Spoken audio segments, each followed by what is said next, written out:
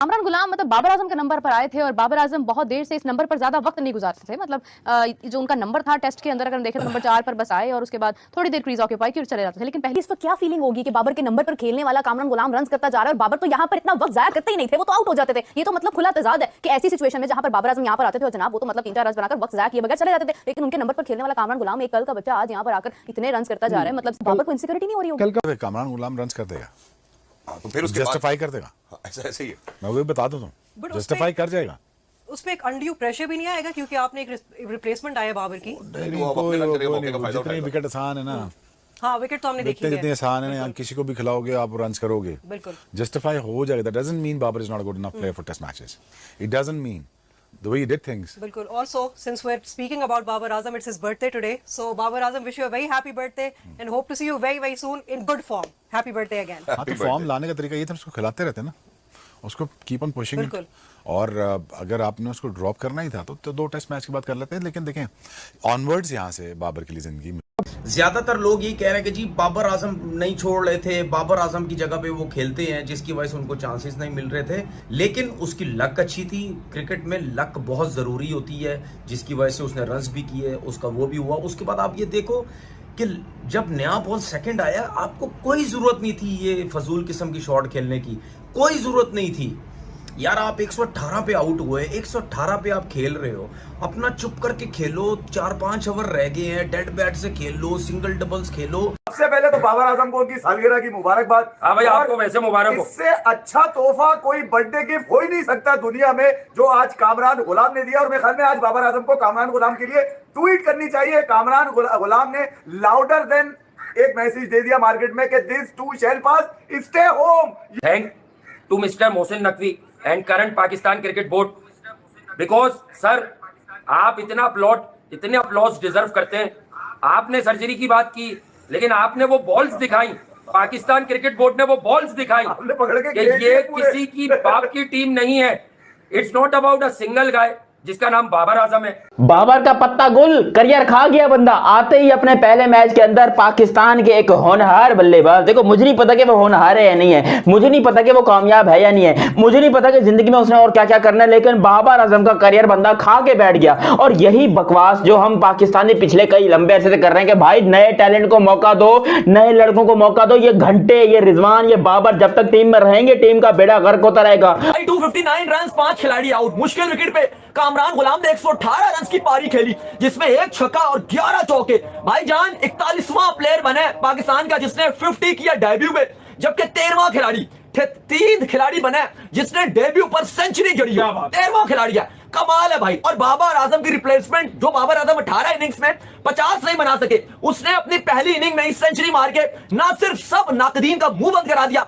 29 साल की उम्र में आपने उसको टेस्ट डेब्यू कराया, लेकिन सीजनल परफॉर्मर था। 1 साल नहीं, 2 साल नहीं, 3 साल नहीं, 4-5 साल से टॉप 3 में आ रहे हैं आपकी कायदेतन ट्रॉफी में, और कमाल खेला है भाई। ये वाला मैसेज दिया आज कामरान गुलाम ने कि बैठे रहो, नंबर 4 को रगड़ते रहो और मतलब घिसते रहो बैठ के। अब बारी निकलने वाली नहीं। अब देखें यार, कामरान गुलाम ठीक है 3 साल के बाद उससे 100 मारे, ये 100 इसका 3 साल पहले आना चाहिए था यार।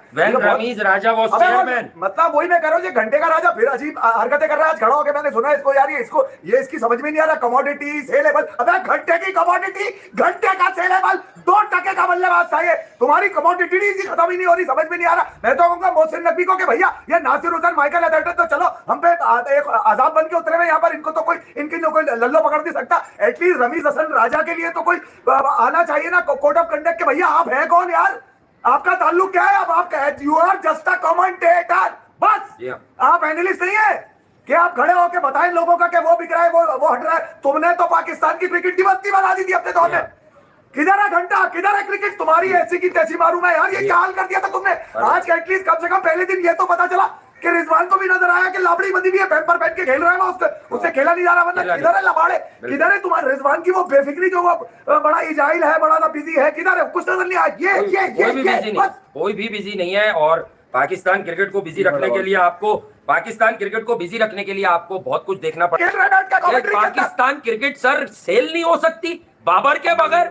मतलब व्हाट ही वाज ट्राइंग अगर टू डू। पाकिस्तान से अगर इतने चूतिया खेल सकते हैं तो फिर पता नहीं क्या हो सकता है भैया। मतलब कामरान गुलाम के जितने डोमेस्टिक में रन है इन्होंने कभी करने का ख्वाब देखा। और हाँ, he was the real culprit, क्योंकि इनकी चेयरमैनशिप में उसका सबसे बढ़िया सीजन गया था और इसका डिजर्विंग उसका गला ओवरड्यू दबाने में करियर इनका जो हाथ था। है। देखिए आज सुबह शोएब अख्तर ने बैठ के क्या बोला, खुला बोला, वो कह रहा है 3 साल से बाबर आजम को ड्रीम रन दिया गया, इसको उसकी मर्जी के फुप्पी के धाया के चचा के सारे लड़के इसको लेके खिलाएंगे और नाकाम रहा। और कहने लगा आकिब भाई की जगह अगर मैं होता तो इसको वर्ल्ड कप से निकाल बाहर करता, तो इसकी लीग की एनओसी कैंसिल करवाता और 2 साल पीएसएल की पाबंदी लगवाता। अब ये सख्तियां चाहिए इन लोगों के ऊपर जिन्होंने पाकिस्तान के नाम पर अपने धंधे, अपनी दुकानें, अपनी सेटिंग बना के रखी हुई थी। ये बार हम देखा कि नंबर 4 पर भी इतनी लंबी बैटिंग हुई है और कामरान गुलाम जिनका डेब्यू था उन्होंने अपनी सेंचुरी मुकम्मल की, 118 रन बनाए। बहुत वक्त गुजारा भी है। ऐसा नहीं है कि उन्होंने वो बगैर रन्स किए ही नंबर 4 पर थे।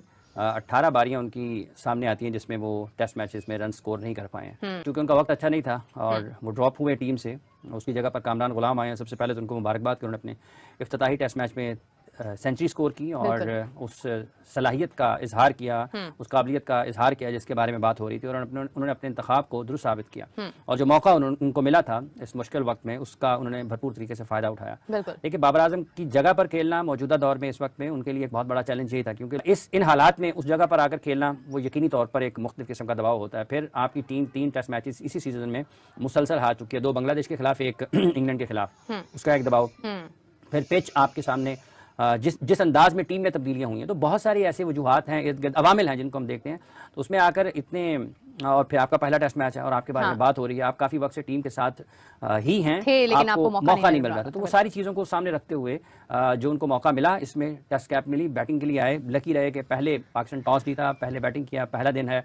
ये प्रेशर नहीं है कि इंग्लैंड अगर पहले बैटिंग कर गया तो इंग्लैंड ने बहुत रन ऑन बोर्ड कर दिए हैं, लेकिन वो था कि इब्तदाई विकेटें जल्द गिरी। बड़ी अच्छी पार्टनरशिप लगी साइम की और कामरान गुलाम की और उन्होंने रन ऑन बोर्ड किया। और आज पाकिस्तान ने एक नए लड़के को चांस दिया जिसके ऊपर पाकिस्तान से ज्यादा इंडिया में जश्न मनाया जा रहा है। पाकिस्तान के होनहार बल्लेबाज कामरान गुलाम। यार कसम से कामरान भाई आज आपने बाबर आजम को गुलाम बना दिया। जिस तरीके से बाबर आजम को लात मारकर टीम से निकाला गया और जब कामरान गुलाम को लाया गया कि तुम ही हो सखी, तुम ही हो बंधु, तुम ही हो सखी, मुझे नहीं पता क्या क्या हो लेकिन बाबर की जगह लेने वाले तुम ही हो और तुम वो इंसान हो कि बाबर को हटाओगे टीम से और उसकी जगह पकड़ोगे। बंदे ने अपने पहले मैच में सेंचुरी ठोक डाली।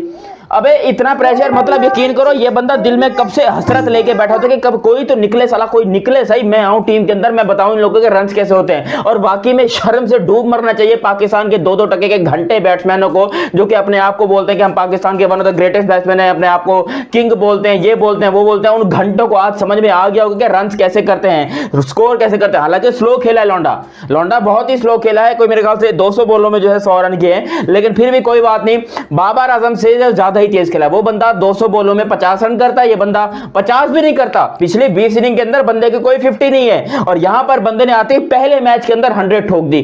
जबकि ये बंदा जो घंटा आजम यहां से टीम से बाहर निकला है इसकी जगह परमानेंट बंद है भाई। अब अगर किसी ने बोला ना कि बाबर आजम को टीम में लाना है या फिर नेवरदलेस बाबर आजम वापस आएगा, मेरे क्यों वापस आएगा, किस बिना